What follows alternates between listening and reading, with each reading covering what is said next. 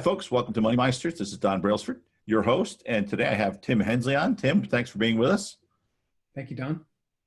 Tim is an expert in a very unique form of, what's the right way to put this, of structuring your business and creating opportunities for business.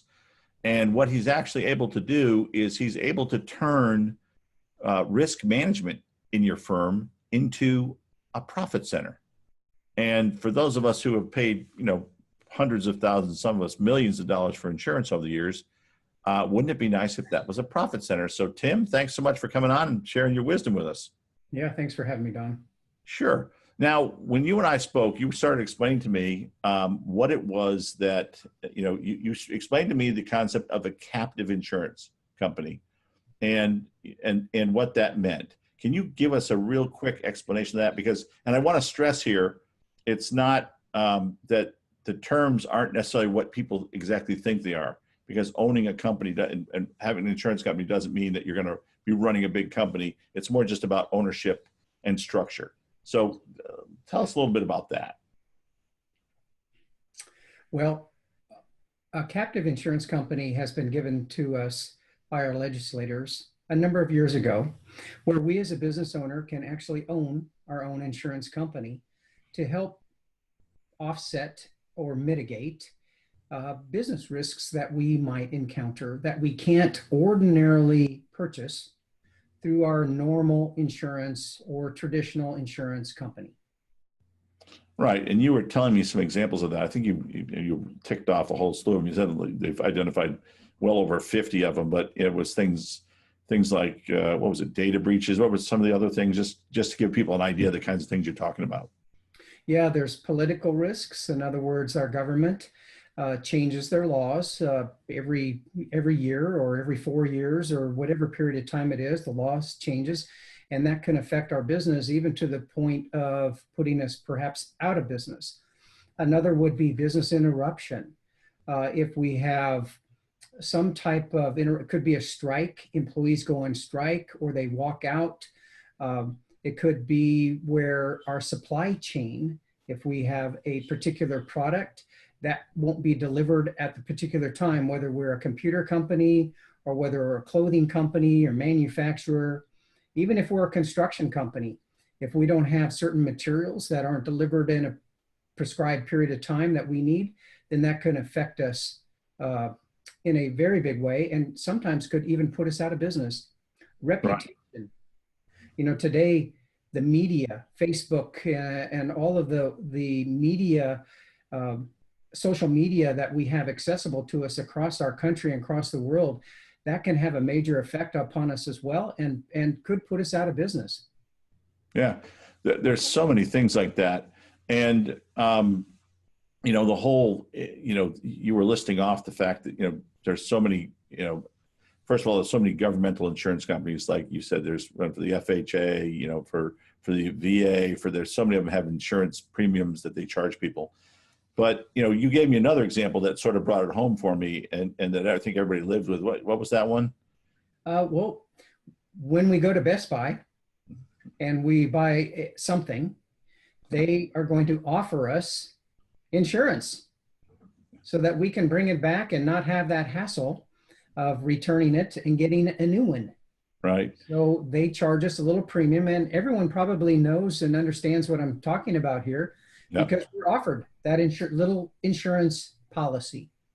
And the thing about that's interesting is when you look into it, you find out that those insurance policies are the single most profitable product that they offer. It's a Absolutely. Huge portion of their revenue.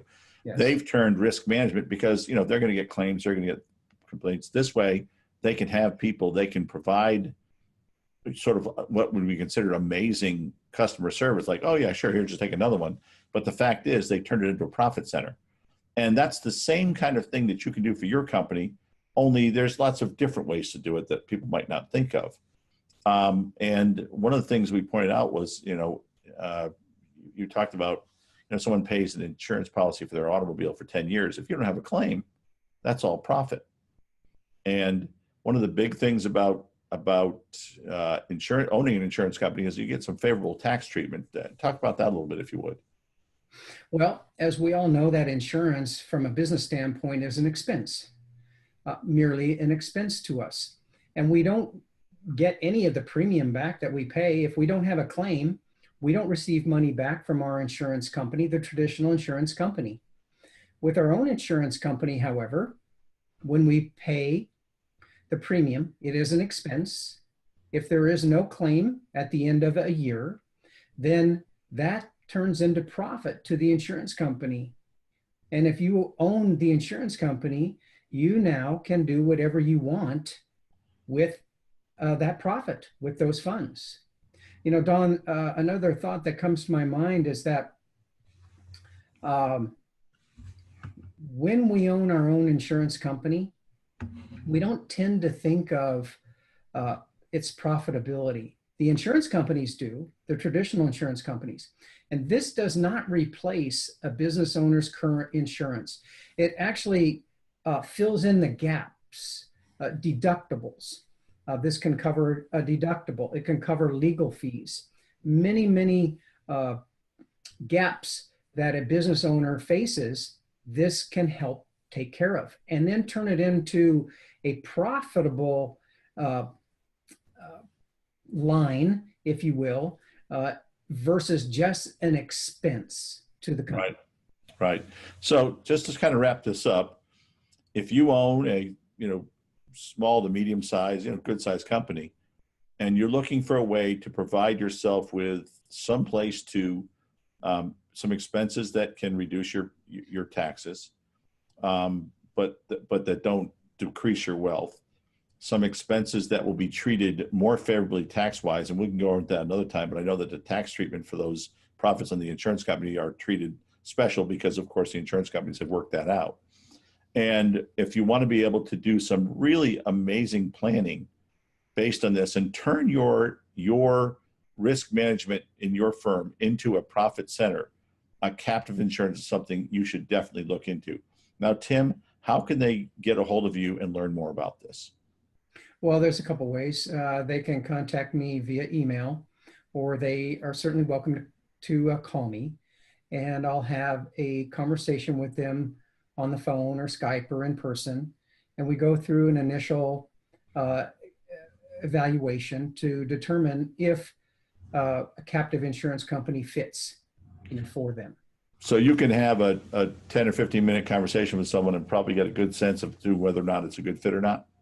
Absolutely. Okay. Well, then why don't we do this? When we post this podcast and the article, I want to attach, with your permission, your email and your phone number. And people, if you're watching this, is that okay, by the way? Yes. Is it okay? Okay. If people who are watching this understand that with a 10 or 15-minute call, you can find an opportunity to take some of the biggest expenses you have and turn them into a profit center and turn it into a way to accumulate wealth for whatever use, retirement or investment in growth of your own business or whatever else it is, but to be treated and also to have far greater protection for some serious black swan events that could be existential, that could wipe out your business, and instead be prepared for them and make it so that you can sleep at night knowing that you're covered for almost anything under the sun. Tim, thanks so much for being on today. Thanks for sharing this information with us. This is not widely known, and I'm sure people appreciate it. And to you folks, thanks for watching the Money Meisters podcast. We look forward to seeing you next time. Yeah, thank you, Don. Thanks, Tim.